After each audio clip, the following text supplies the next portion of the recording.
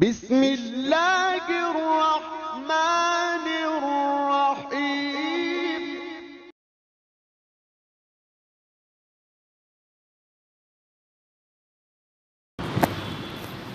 الحمد لله نحمده ونستعينه ونستغفره ونؤمن به ونتوكل عليه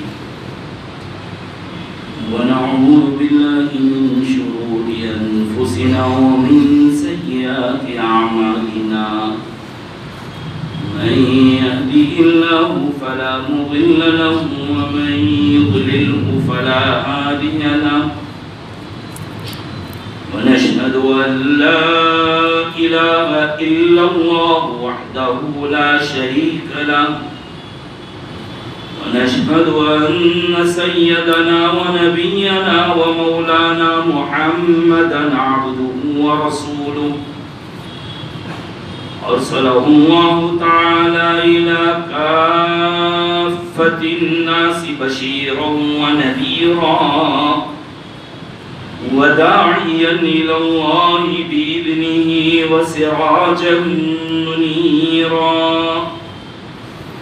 صلى الله تعالى عليه وعلى آله وأصحابه وأزواجه وأتباعه وبارك وسلم تسليما كثيرا أما بعد فأعوذ بالله من الشيطان الرجيم بسم الله الرحمن الرحيم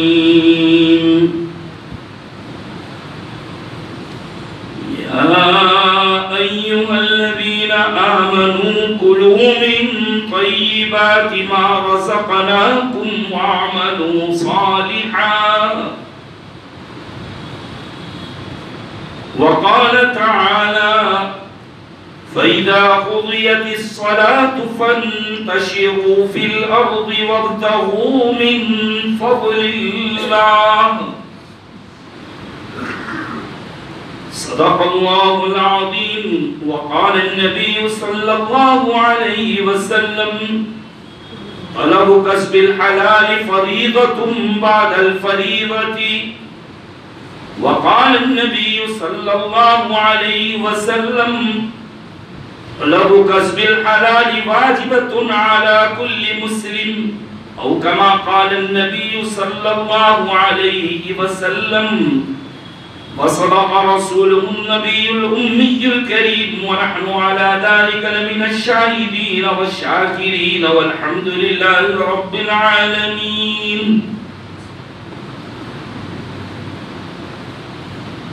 بزرگان محترم و برادران عزیز دعا فرما دیجئے کہ حق تبارک و تعالی اپنے فضل و کرم سے ایسی باتیں کہلوا دے جو میرے اور آپ کے حق میں مفید اور کارگر ثابت ہوں اور کہی سنی باتوں پر اللہ رب العزت ہم تمام کو عمل کی توفیق نصیب فرمائے۔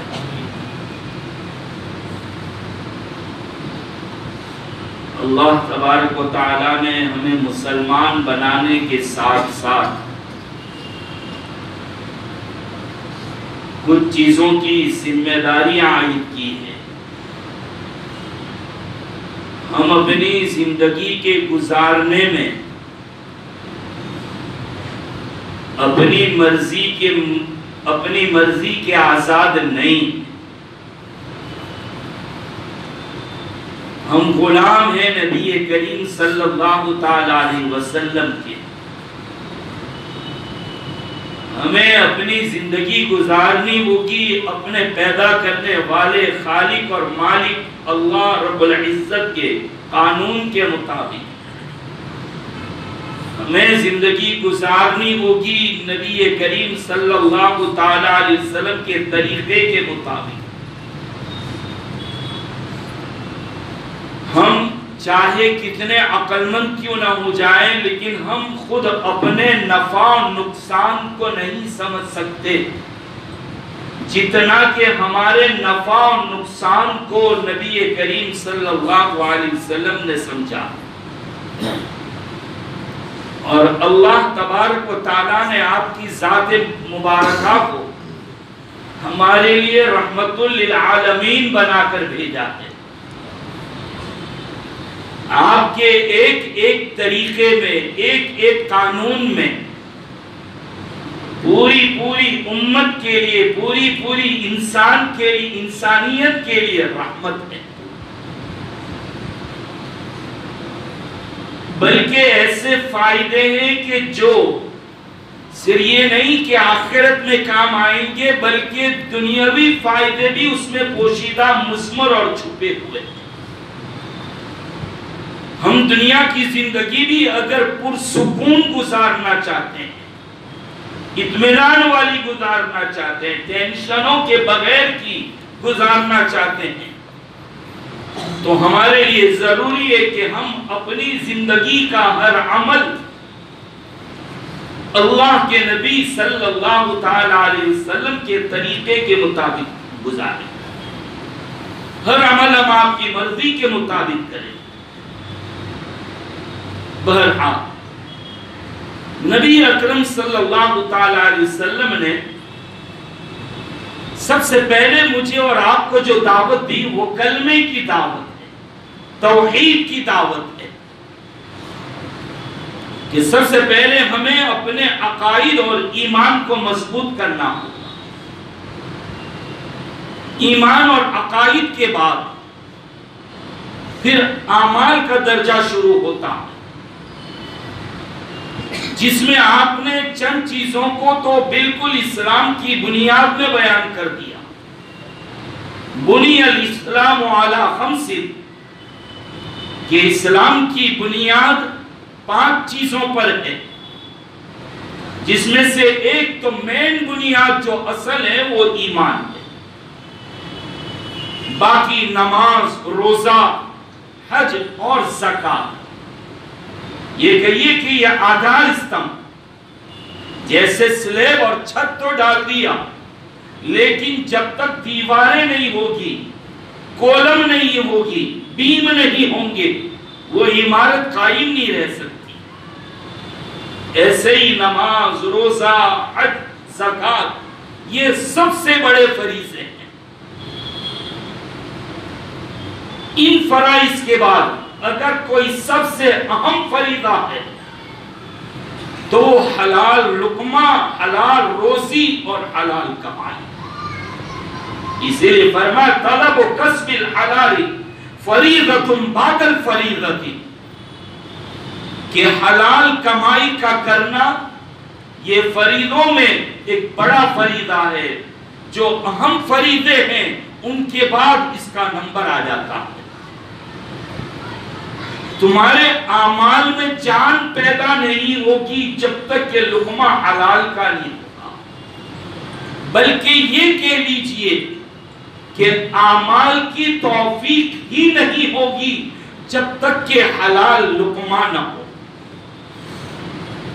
حلال لقمے اور حلال کمائی کی فضیلت قرآن اور سنت، قرآن اور حدیث میں بہت تاکید کے ساتھ بیان کی۔ ایک جگہ تو آقا نے ارشاد فرمایا طلب و کسب الحلال واجب، حلال کمائی کا کرنا یہ واجب ہے، ضروری ہے ہر مسلمان کے اوپر، ہر مسلمان کے لیے۔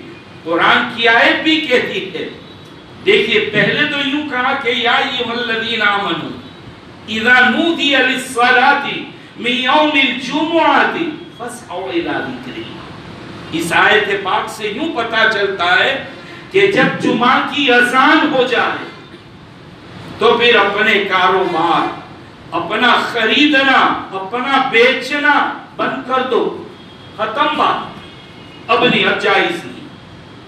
مسلمان کے لیے جمعہ کی اذان ہو جائے تو فرمایا فاسعوا الی ذکر اللہ، دوڑو، تیزی دکھاؤ، تیزی سے مسجد میں پہنچ جاؤ، اور جمعہ کے دن جلدی آنے کی فضیلتیں سنا دی۔ کاروبار بند کر کے آنا، بعض بزرگوں نے اپنا تجربہ نقل کیا ہے کہ جو جمعہ کے دن اپنا کاروبار جلدی بند کر دیتا ہے اذان سے پہلے، صرف یہ سن کر اور یہ سمجھ کر کہ میرے اللہ کا حکم ہے، اور پھر جمعہ کے بعد جب جا کر کاروبار شروع کرے گا تو اللہ اور دنوں کی بنسبت 70 درجہ زیادہ برکتیں نصیب فرمائیں، 70 درجہ زیادہ برکتیں نصیب فرمائیں گے باری تعالی۔ اور بعض بزرگوں نے اپنا تجربہ یہ بھی بیان کیا کہ جب ہم نے اللہ کے حکم پر عمل کیا ایمان اور یقین کے ساتھ، تو اللہ تعالیٰ نے جمعہ کے دن اتنی دیر جو بند رکھا ہم نے کاروبار، اس کی برکت دے دی بعد میں دکان کھولنے پر۔ اس لیے اب فرما فَإِذَا قُضِيَتِ الصَّلَاةُ، جب تم نماز سے فارغ ہو جاؤ، فَانْتَشِرُوا فِي الْأَرْضِ، اب زمین میں پھیل پڑو، کھول دو اپنی دکانیں، اپنی تجارت، اپنا بیپار شروع کر دو۔ وَابْتَغُوا مِنْ فَضْلِ اللَّهِ، اس آیت پاک میں بھی حکم دیا اللہ کا فضل، اللہ کی روزی اور رزق کو تم تلاش کرو۔ اس آیت پاک کے اندر مسلمانوں کو حکم دیا کہ ہاتھ پر ہاتھ دھرے بیٹھے رہنا نہیں ہے، بلکہ محنت کرنا ہے۔ انسان اپنے ہاتھوں سے جو کماتا ہے محنت کر کے، اس میں حق تبارک و تعالی برکت عطا فرماتے ہیں۔ خود نبی کریم صلی اللہ تعالی علیہ وسلم نے مزدوری بھی کی ہے۔ خدا کا فرماتے ہیں کہ مکہ کی پہاڑیوں پر میں نے اجرت پر لوگ یعنی مزدوری پر لوگوں کی بکریاں چرائی۔ اللہ تعالیٰ نے تمام نبیوں سے کوئی نہ کوئی کام کروایا، ان کو کام عطا فرمایا تھا۔ یا تو نبی مزدوری کرتے تھے، یا تو نبی جو ہے کوئی کاروبار کرتے تھے۔ حضرت داؤد علیہ السلام اللہ تعالیٰ نے اسٹیل ورک، لوہے کا کام ان کو عطا فرمایا تھا۔ لوہا ہاتھ میں لیتے تھے تو موم ہو جاتا تھا، اس کو جیسے پلٹتے تھے وہ پلٹ جاتا تھا، تو لوہے کی چیزیں بناتے، خاص طور پر لڑائی میں پہننے والی زرہ یہ بناتے تھے حضرت داؤد علیہ السلام۔ حضرت داؤد علیہ السلام وہ پیغمبر بھی ہے، بادشاہ بھی ہے، وہ اپنی رعایا کے کام میں لگے رہتے تو اپنی تنخواہ حکومت سے یعنی بیت المال سے لیتے تھے۔ تو دو فرشتے انسانی شکل میں آپ کے پاس سے گزرے اور کہنے لگے کہ داؤد بہت اچھا آدمی ہے، کاش کہ یہ بیت المال میں سے پیسہ نہ لیتا بلکہ یہ کوئی اپنا کام کرتا اور اس سے لے لیتا، اس سے کماتا تو بہت اچھا ہوتا۔ فوراً حضرت داؤد علیہ السلام نے دعا کی اللہ تبارک و تعالیٰ سے، یہ بات دل پر لگ گئی کہ یا اللہ میں بادشاہ تو ہوں، میں گورنمنٹ سے پیسہ لیتا ہوں، میں بیت المال سے پیسہ لیتا ہوں، مجھے کوئی کام سکھا دے کہ میں وہ کام کروں اور اس سے میری کمائی آئے۔ لہذا اللہ تعالیٰ نے اس دعا کے اوپر آپ کو یہ لوہے کا کام سکھا دیا اور آپ یہ کام کرتے تھے۔ خود قرآن کہتا وَعَلَّمْنَاهُ صَنَعَةَ لَبُوسٍ لَكُمْ، ہم نے سکھایا ان کو۔ بہرحال حضرت داؤد علیہ السلام یہ کاروبار کرتے تھے۔ نبی کریم صلی اللہ علیہ وسلم نے جہاں مزدوری کی وہیں پر آپ صلی اللہ علیہ وسلم نے بزنس بھی کیا، کاروبار بھی کیا۔ حضرت خدیجہ رضی اللہ تعالیٰ عنہ کا پیسہ لگا کر ایک جگہ سے مال لے جا کر دوسری جگہ پر مال بیچتے تھے۔ آپ کے خادم میسرہ وہ آپ کے ساتھ اسی سفروں میں تو ساتھ تھے۔ بہرحال نبی کریم صلی اللہ علیہ وسلم نے کاروبار بھی کیا، حتیٰ کہ نبی کریم صلی اللہ علیہ وسلم نے کھیتی بھی فرمائی، زراعت۔ تو آپ نے کھیتی بھی کی، آپ نے مزدوری یعنی ملازمت بھی کی اور آپ نے بزنس بھی کیا۔ سب سے اچھی جو چیز ہے وہ ایک بزنس ہے، ایک تجارت ہے۔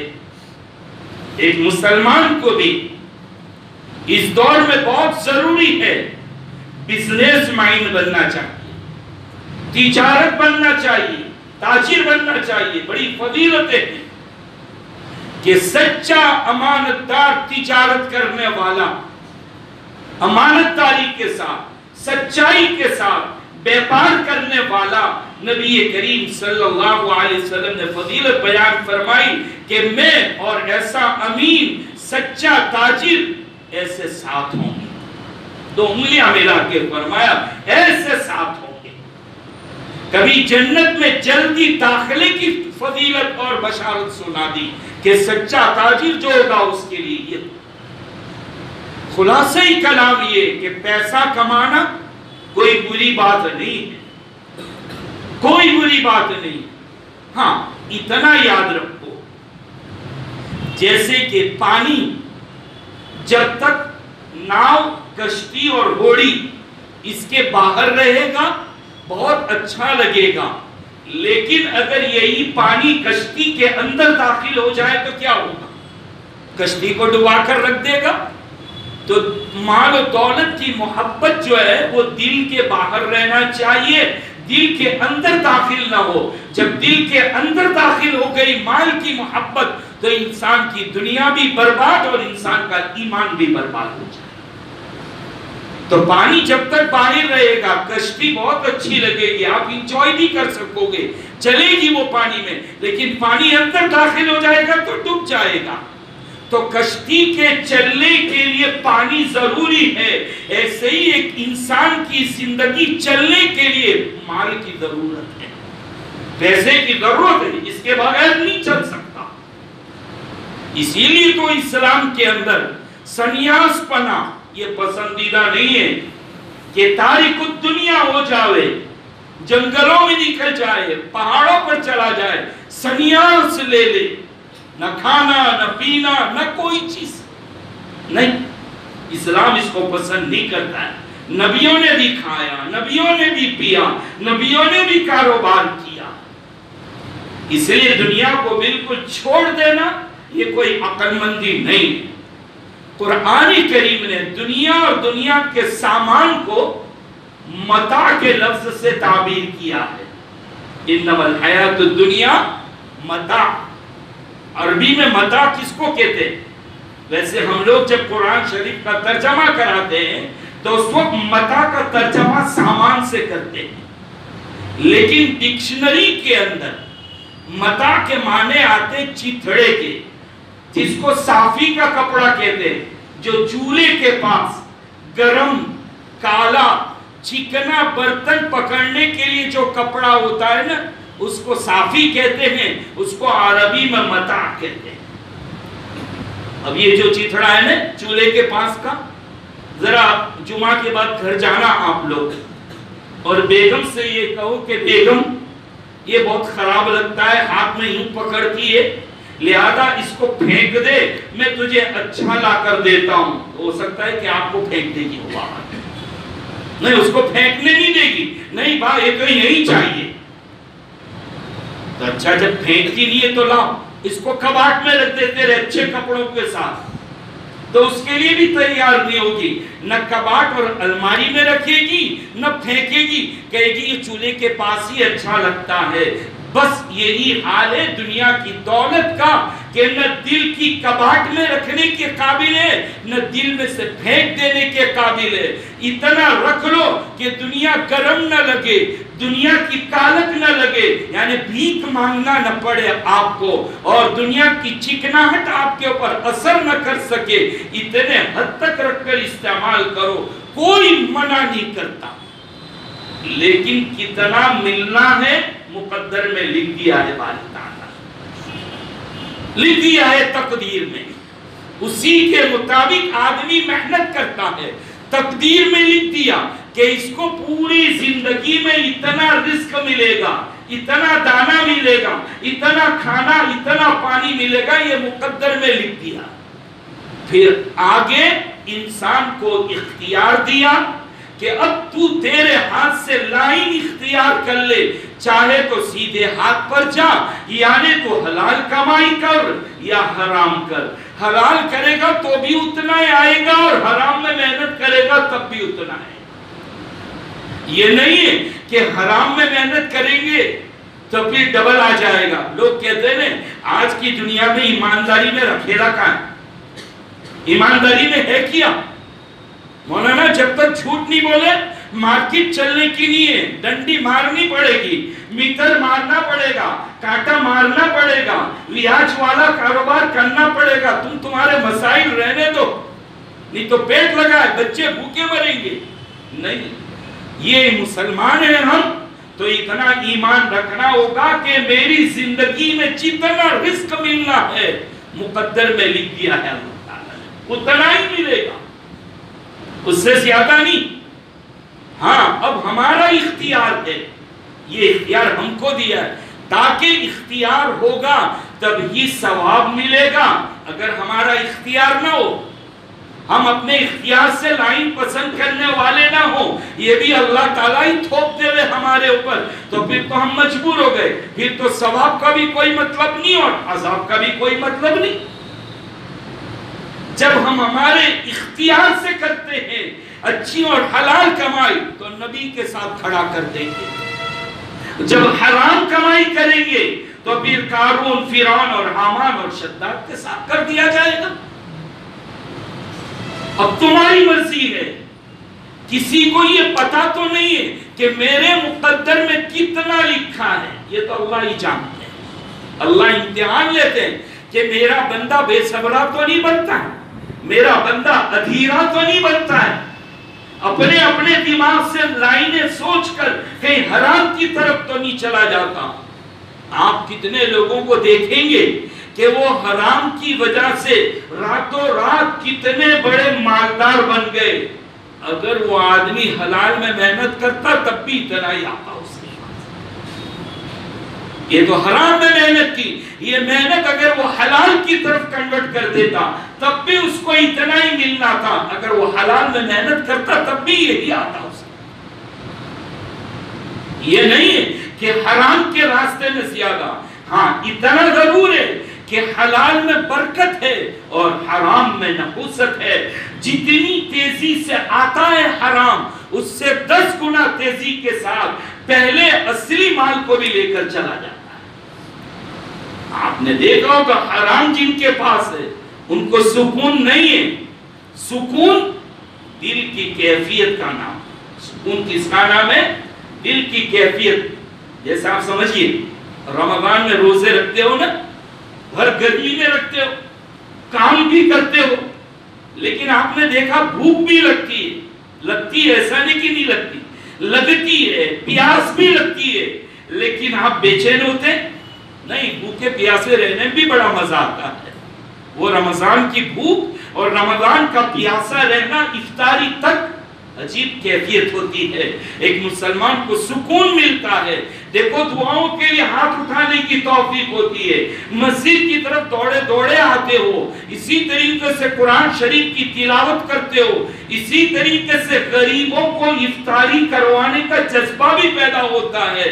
یہ جو بھوک میں اطمینان ہوا نا، یہ اس کا نتیجہ ہے.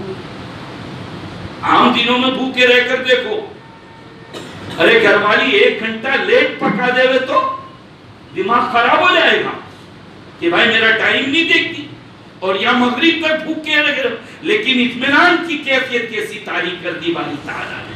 ایسے ہی یاد رکھو، حلال تھوڑا ہوگا لیکن اللہ اس میں برکت عطا فرمائیں گے، اس میں سکون عطا فرمائیں گے. ویاج جو ہے نا، اس کے لیے تو قرآن نے بیان فرما دیا، یمحق اللہ الربا ویربی الصدقات. بھائی ویاج، وہ تو ایک آدمی 100 پر 10%، 5%، 2% سے کام کرتا ہے.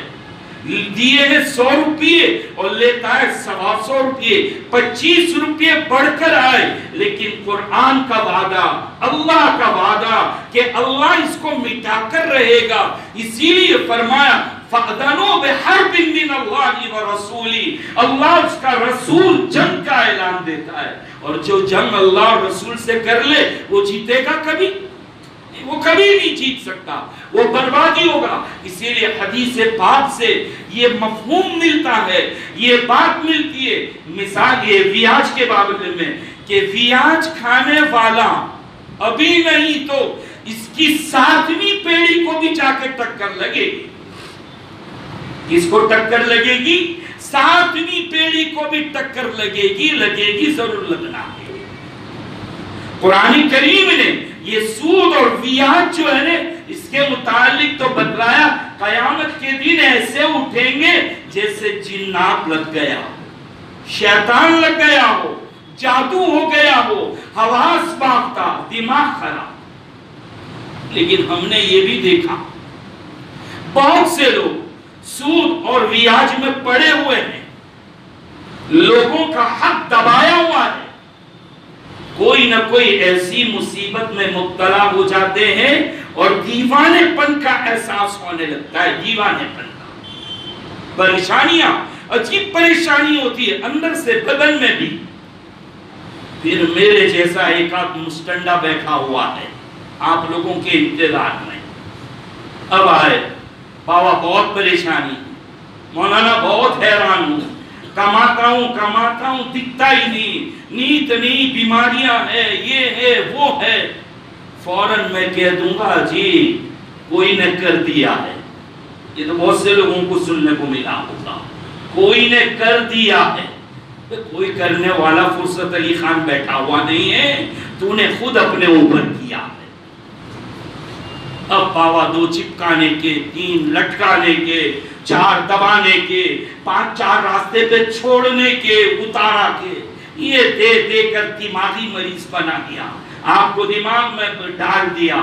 سفید مرغا، کالا بکرا اور پیلی بھینس اور پتہ نہیں انڈا اور ڈنڈا اور کیا کیا کیا، 4 راستے پہ لیمبو چھوڑو، بیچارہ لیمبو بہت قصوروار ہے، اس نے بہت گناہ کیے سکتا ہے۔ 2 بیچارے بہت مظلوم ہیں، ایک ناریل اور ایک لیمبو، اس نے کیا بگاڑا ہے مجھے سمجھ میں نہیں آ رہا ہے، اتنا ہے کہ لیمبو اچھے کے دانت کھٹے کر دیتا ہے، سارا غصہ لیمبو کے اوپر اتار دے۔ مسلمانوں کی یہاں دیکھو تو لیمبو، ہندوؤں کے ہاں دیکھو تو لیمبو، بیچارے نے بگاڑا کیا؟ اس کے بغیر تو دسترخوان آباد نہیں، کھچڑے میں تو یہ، کھیر میں یہ، حلیم میں یہ، مرغی اور چکن کے اندر یہ، جہاں دیکھو وہاں لیمبو۔ یہ بیچارے نے بگاڑا کیا ہے لیمبو نے؟ ہاں کیلو لیمبو لاؤ، اس کو کاٹو۔ اب یہ لیمبو، میں نے پوچھا ایک تعویذ والے سے کہ یہ تم لوگ اتنے لیمبو کٹوا رہے ہو، یہ جادو جنات کے اندر تو یہ لیمبو کے اندر ہے کیا؟ پھر ہم تم لوگوں کے پاس کائے کو آئے؟ مریض کے اوپر لیمبو نہیں چھوڑا کرے؟ کہا کہ تو چھپ بیٹھ، مہربانی مت کر، یہ تو پبلک کو متاثر کرنا پڑتا ہے، لوگوں کو اپنی طرف کھینچنا ہے، یہ کوئی ہوتا نہیں۔ اور ناریل نے کیا بگاڑا بیچارے نے؟ اصل میں معلوم نہیں آپ کو، زمانے جاہلیت میں کوئی مہمان آتا تھا تو اس کے قدموں کے اندر بکرا جانور کاٹ کے خون بہاتے تھے، یہ زمانے جاہلیت میں تھا۔ میں نے اپنے بچپن میں ہمارے راندیر میں دیکھا کہ سفری آتے تھے افریقہ، انگلینڈ وغیرہ سے، تو اس کو کھڑا رکھتے اور ناریل لے کر اس کے قدموں میں پھوڑتے۔ سمجھ میں نہیں آتا تھا کہ یہ کیا کرتے، لیکن جب کتابوں میں پڑھا کہ پہلے بکرا کا خون کاٹ کے اس طریقے سے بہاتے تھے، اور بکرا مہنگا آیا تو لاوے کہاں سے اتنا بڑا بکرا 10,000 کا، تو اب جو ناریل کو چھیلا تو جانور جیسا منہ لگ رہا ہے، 3 کالے کالے ٹپکے، 2 آنکھیں، منہ، اس کو دیکھو تو ایسا ہی لگتا ہے، اور پھوڑتے تو پانی، اس لیے اس کو خون تصور کر کے۔ یہ ہے ناریل کی اتہاس، یہ ناریل کا اتہاس ہے، ہم سمجھتے نہیں ہیں، اور پھوڑنے والوں کو، کم بختوں کو پھوڑتے بھی تو آتا نہیں ہے کہ کیسا پھوڑنا چاہیے، پھاڑ کر کے دے مانتے بے نہیں، اس طریقے سے پھوڑنا کہ پاؤں حصہ ایک طرف جا اور پونا حصہ ایک طرف آوے، تاکہ پاؤں حصہ گردن میں شمار ہو۔ لیکن ذلو فاضل دونوں گمراہ، اس کو بھی کچھ پتہ نہیں، بے وقوف کو، اس کو بے وقوف بنانا ہے اور یہ سب کو بے وقوف بننا ہے۔ ناریل ایک جگہ تو میں پہنچا تو دیکھا کہ پبلک بیٹھی ہوئی ہے اور ایک جناب لوگوں کو بے وقوف بنا رہے، نظر بندی کا عجیب کھیل۔ جو بھی آتا ہے باہر سے ناریل لے کر آؤ، وہ ناریل لے کر آ کر بیٹھے، اس کو بند کروا رہے، آنکھیں بند کروا رہے اور پتہ نہیں کیا کیا، اور کہا دیکھو تمہارے ناریل میں سے اگر تمہارے پر کچھ ہوگا تو اندر سے گندا بدبودار کچھ نکلے گا، تو کمبخت جتنے آ رہے سب کے ناریل میں سے نکلتا ہے۔ یہ تو کمال اس کا تھا کہ وہ ناریل کے اندر کچھ پہلے سے رکھ دیتا تھا، باہر سے ناریل خریدنا ہے، اب وہ ناریل لے کر آ رہے ہیں، اور نظر بندی کا سارا کمال ہے کہ ناریل میں سے نکلتا ہے، لیکن نہیں، وہ تو باہر ہی رکھا ہوا، اس کی آنکھوں پر اثر ایسا کر دیا گیا، اب وہ سمجھتا ہے کہ ہاں باوا پہنچی بھی ہستی ہے، باوا پہنچی بھی ہستی ہے، اس معنی میں کہ تم کو بیوقوف بنانے میں پہلا نمبر لیں گے، تم کو بیوقوف بنانے میں پہلے نمبر۔ تو پھر یہ ہوتا ہے کہ جب حرام کھاتے ہیں، سود اور بیاج کھاتے ہو، تو اللہ پاگل پن کی بیماری جیسے بے چینی کی کیفیت میں مبتلا کرتے ہیں، اور تم کو ایسے میرے جیسے بیوقوف بنانے کے لیے لوگ تیار ہیں۔ ایک مرتبہ میں اپنے مدرسہ میں بیٹھا ہوں، مسجد میں بیٹھا تھا، چوڑ کر میں جب امامت کرتا تھا، ایک جوان آیا، کہا مولانا پرائیویٹ میں بات کرنی ہے آپ سے۔ میں نے کہا پرائیویٹ میں؟ کہا جی پرائیویٹ میں بات کرنی۔ میں گیا بھی، میں کہ بیچارہ کوئی پریشان دکھتا، کہا کہ مولانا ہمارا گھر کا حال بہت خراب ہے، بزنس پورا بند ہو گیا، ٹھپ پڑ گیا۔ میں نے کہا کیا کہنا چاہتا تو کس لیے آیا ہے؟ کہا بس میں آپ کا نام بہت سنا۔ میں نے کہا نام سنا کس اعتبار سے؟ میں بہت اچھا تعویذ دینے والا ہوں۔ کہاں ہم نے سنا کہ بڑے مولانا ہیں، تو میں آ گیا آپ کے پاس۔ میں نے کہا بیٹا رونگ نمبر لگا، میں تو یہ دکان بند کرواتا ہوں، میں اس کا مخالف ہوں۔ میں نے کہا تو آیا کس لیے؟ کہا کہ کچھ نقش دے دو، کچھ تعویذ دے دو، کچھ علاج کر دو۔ میں نے کہا کس نے کیا ہے کچھ پتا ہے تجھے؟ کہا جادو کر دیا اور میری پھوپھی نے کر دیا۔ جی اس لیے یہ جو باپو لوگ ہوتے ہیں عامل لوگ، وہ کیا کہتے ہیں؟ تم کو تو اچھے ہونے سے مطلب ہے، میں نام نہیں بتاتا لیکن اشارہ کر دیتا ہوں، تمہارے بہت قریبی رشتہ دار نے کر دیا۔ اب اندر جتنے بیٹھے ہیں مجھے بتاؤ کون ہے جس کا قریبی رشتہ دار سے جھگڑا نہیں ہے؟ قریبی رشتہ دار باپو نے ایسا اشارہ کر دیا ہو، اور قریب سے دوپہر کے 12 بجے یا مغرب کے عین وقت اپنے گھر کے آگے سے گزرے، اور اوپر سے ہاتھ میں لیمبو یا ناریل ہو، مر گیا، کڑوا کریلا نیند چڑھا۔ ہاں مولانا برابر گیا، کل دوپہر کو دھڑتا 12 بج رہے تھے زوال کے، اور یہ لیمبو لے کے ہنس گیا، اس نے کیا؟ یہ مزاج بن گیا ہمارا آج۔ اب جب میں نے اس کو کوریدا، میں نے کہا کیوں تیری پھوپھی کے ساتھ جھگڑا ہے؟ تیرے ابا کا؟ کہا وارثے کا۔ میں نے کہا تیرے ابا کو کہہ کہ پہلے ہم پھوپھی کا وارثہ دے دے۔ تو کہا وہ تو میرے دادا نے جب شادی کی تھی نا پھوپھی کو تب دے دیا تھا سب۔ تو میں نے کہا تیرے ابا کی شادی کا شنیوار بازار میں بھی تھی، تیرے ابا کی شادی میں کس نے خرچ کیا تھا؟ ابا کی شادی بھی تو دادا نے کیا تھا، اب جو بچا ہے لا وہ مسجد مدرسہ میں دے دے، اس پر تو سارا قبضہ تیرے باپ نے کیا ہے۔ تیرے باپ کو کہہ کہ پہلے ورثہ دے دے، یہ بیماریاں بھاگے گی۔ یہ جو بیماریاں آئی ہے تیرے گھر میں، یہ جو حیرانی ہے، یہ دھندے جو تمہارے بن پڑ گئے، یہ اسی وجہ سے کہ تیرا باپ بھی حرام کھا رہا ہے، تم کو بھی حرام کھلا ہے۔ وارثہ دبایا ہے، حق دبایا ہے، بہنوں کا دیا نہیں ہے، یہ حرام کھانے کی وجہ سے آیا۔ حرام لقمہ اتنی خطرناک چیز ہے کہ اگر حرام لقمہ گیا، یاد رکھو دعا بھی قبول نہیں، دعا بھی قبول نہیں ہوگی۔ حرام لقمہ اگر کھا لیا، نیک عمل کی توفیق نہیں ہوگی۔ ہمارے بزرگوں میں سے بزرگ گزرے ہیں، علامہ یعقوب نانوتوی رحمت اللہ علیہ، پیدائشی ولی اور بزرگ تھے، پیدائشی، جو گناہ کا تصور بھی نہیں کرتے تھے، بہت نیک آدمی۔ کتنے نیک بتاؤ؟ اتنے نیک تھے کہ یہ سوچا کہ یہ غیر مسلم لوگ گنگا ندی میں سنان کرنے کو، ڈبکی لگانے کو اتنا ہم کیوں سمجھتے ہیں کہ اندر سنان کرے ڈبکی لگائے تو پویتر ہو جاتا ہے، گناہوں سے دھل جاتا ہے؟ کیوں اتنا پاک کیوں سمجھتے ہیں گنگا کو؟ انہوں نے جا کے مراقبہ کیا، اللہ والا وہاں ان کو اللہ نے دل میں یہ بات ڈالی کہ گنگا ندی میں جو پانی آ رہا ہے، یا تو وہ پانی جہاں سے آ رہا ہے وہاں کسی نبی کا مزار ہے، یا پانی جہاں گرتا ہے وہاں نبی کوئی بیٹھا کرتے تھے۔ تو کوئی ہمارے یہاں بھی کوئی ولی نبی جگہ پر بیٹھے تو ہم بھی 2 رکعت نماز پڑھنے کو برکت کا سبب سمجھتے ہیں نا۔ تو کہا یہ گنگا ندی جہاں سے پھوٹ رہی ہے، یا تو کسی نبی کا مزار تھا یا تو کسی نبی کے بیٹھنے کی جگہ تھی۔ یہ اتنے بڑے بزرگ تھے علامہ یعقوب نانوتوی۔ وہ کسی مسلمان کو یہ تصور بھی نہیں کر سکتے تھے کہ مسلمان ہو اور حرام کا کماوے. ایک بھائی دعوت دینے آیا, کہا تم کون ہو؟ کہا مسلمان. کہا حضرت دعوت دینا چاہتا ہوں. کہا ٹھیک ہے آ جاؤں گا. دماغ میں یہ بھی نہیں رہی کہ یہ حرام کا کھلا دے گا تو نہیں, مسلمان ہو اور حرام کھلاوے یا حرام کھاوے یہ ہو ہی نہیں سکتا. کہا آ جاؤں گا بھائی. گئے, اتفاق سے کمائی حرام کی تھی اس کی, لقمہ حرام کا تھا. جیسے ہی پیٹ میں ڈالا فوراً گڑبڑ شروع ہو گئی, کیونکہ کبھی حرام کا کھایا نہیں تھا. فوراً گڑبڑ شروع ہو گئی. اب وامٹ ہونے لگی. پھر تو پانی پیا, انگلیاں ڈالی, پہلے سے جو کھایا تھا وہ بھی سب نکال دیا. آدھے گھنٹے تک یہ عمل کرتے رہے, پیٹ خالی کرتے.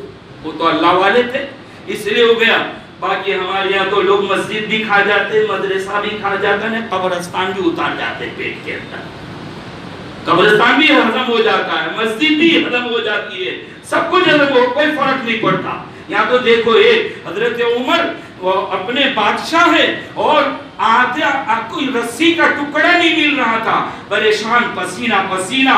کہا اللہ کو کیا جواب دوں گا, یہ رسی کا حساب نہیں ملتا. اللہ ایسے لوگ تھے. بہرحال علامہ یعقوب نانوتوی کہتے ہیں میں نے پہلے کھایا تھا وہ بھی نکال دیا, غلطی سے جو لقمہ چلا گیا تھا اس کا اثر 2 مہینے تک رہا کہ یہ گناہ کر لوں, یہ گناہ کر لوں, یہ گناہ کر لوں. یہ ہے حرام لقمے کی نحوست. یہ ہے اگر مجھے اور آپ کو گناہ کے خیالات آتے ہیں, ہم گناہوں کی طرف چاہتے ہیں, ان باتوں کا اثر نہیں ہوتا, اپنی کمائی کو خیر بناؤ, جھوٹ مت بولو, دھوکہ مت دو, ایمانداری سے جو بھی عیب اور تکلیف ہے چیز کے اندر وہ بتلا دو کہ دیکھ بھائی یہ ہے. کھوٹا سکہ, کھوٹی نوٹ مت دو سامنے والے کو, یہ سب حرام کے طریقے ہیں. اللہ تبارک و تعالی میری اور آپ کی حفاظت فرمائے, حلال لقمہ, حلال روزی, حلال کمائی نصیب فرمائے. وآخر دعوانا الحمدللہ.